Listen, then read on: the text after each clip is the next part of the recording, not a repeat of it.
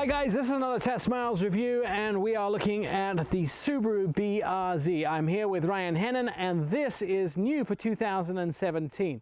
But when I say new, it's just slightly refreshed. They give it 5 extra horsepower. The disappointing portion of that is those 5 extra horsepower are only available in the manual transmission. This goes up against the Toyota 86, which used to be the Scion FRS until they got rid of the Scion brand. So we're going to take this car, we're going to look at some of the refreshes, put it on the road, see if we can notice them and find out if this is worth your dollar.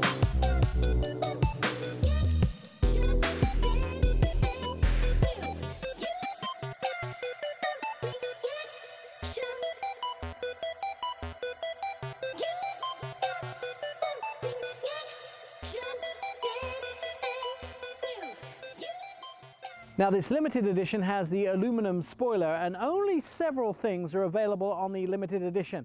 You can also get it with Brembo brakes and wider wheels, but does a car like this really need those Brembo brakes? Does it go fast enough to stop fast enough? I'm not sure it actually does. Now let's get inside, let's start it and find out how it sounds.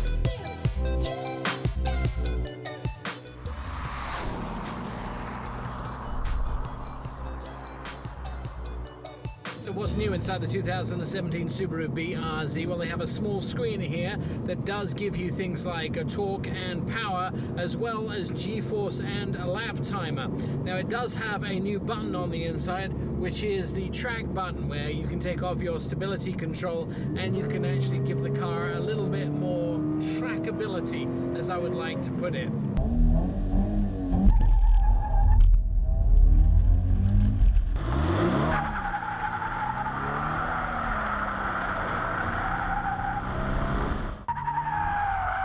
But here's the question to you and to you, Ryan, is does this vehicle need Brembo brakes?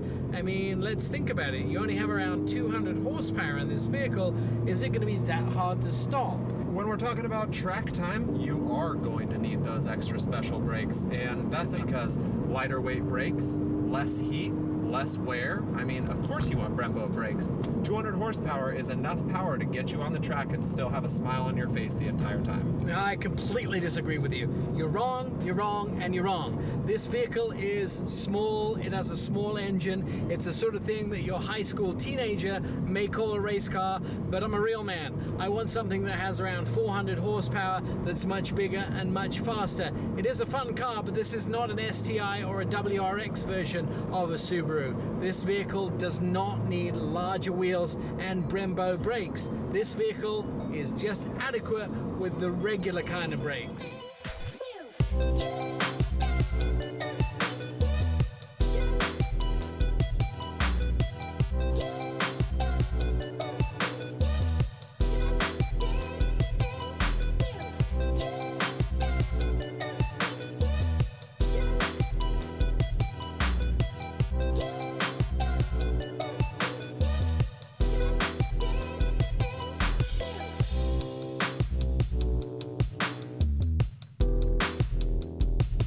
Here's the other thing that I find wrong about this vehicle. The performance package is only available on the limited version. The limited version is the top end, it's the heated seats, it's the heavy version. If you're going to take this out and take performance onto the track, you're going to need something that's the lightest, the very basic model. You want your performance package on the vehicle that does the 0 to 60 times the fastest, not on the heavy, very opulent version of the vehicle. You want your performance package on the lightest raceable car.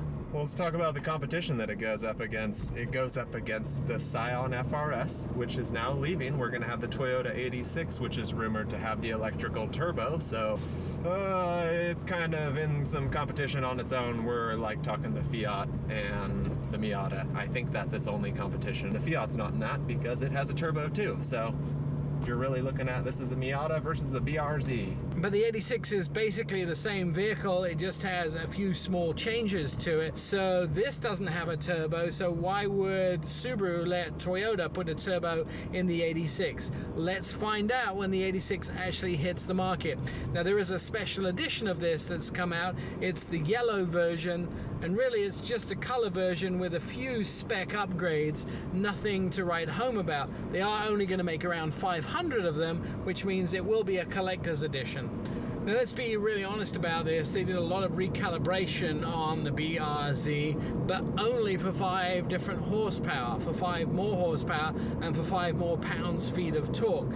I do like the exterior of this over the 86, but I don't think they gave the car enough oomph. Again, everybody complains low speed is nothing in this car as far as horsepower is concerned. You have to wait until you get up to higher speeds to actually get the torque curve where you want it to be.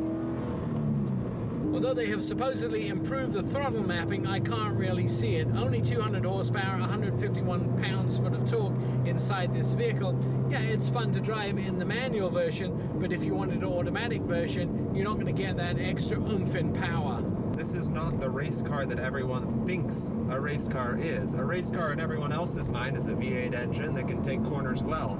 This isn't a V8 engine. This is something that is built for endurance. It's built to take the corners fast and hard and tight. Now, this isn't a BMW, granted, but this is a $25,000 car that you can track right after buying it. I mean, it sounds like a deal to me. Let's talk about something nobody else is talking about. They did a lot of changes, a lot of remapping, a lot of changes on the underneath of the car, but why did they do that and only gain 5 horsepower?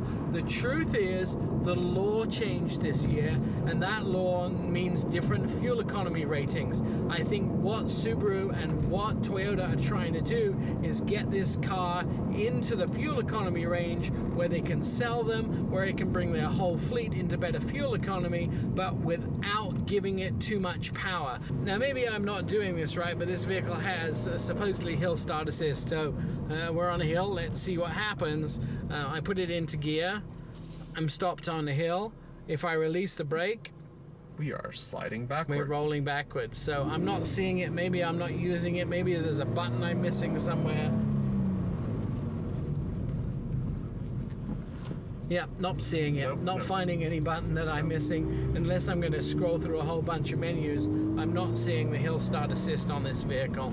All right, let's do some windy, curvy road stuff and see how well it does. Remember, this is a rear-wheel drive, so we should be able to have a lot of fun in it. And again, you got to get those revs up high. Getting down into 3rd and 4th doesn't help. Really, this vehicle is much more fun when it's in 2nd. On the Subaru website, the 2016 BRZ starts at $25,395. On the 2017 version, it shows it starting at $100 more. So does that mean you pay $100 for every 5 horsepower in the car? So there's $20 extra for every 5 horsepower that you get in this vehicle. Not a bad transfer. The fuel economy of this vehicle is listed 25 in the city, 34 on the highway for the BRZ. Thanks for watching. If you want to see some more of our vehicles, please feel free to go to our website, which is testmiles.com. There you can see all of our new car reviews and also check out some of our videos where we have vehicles versus vehicles versus vehicles.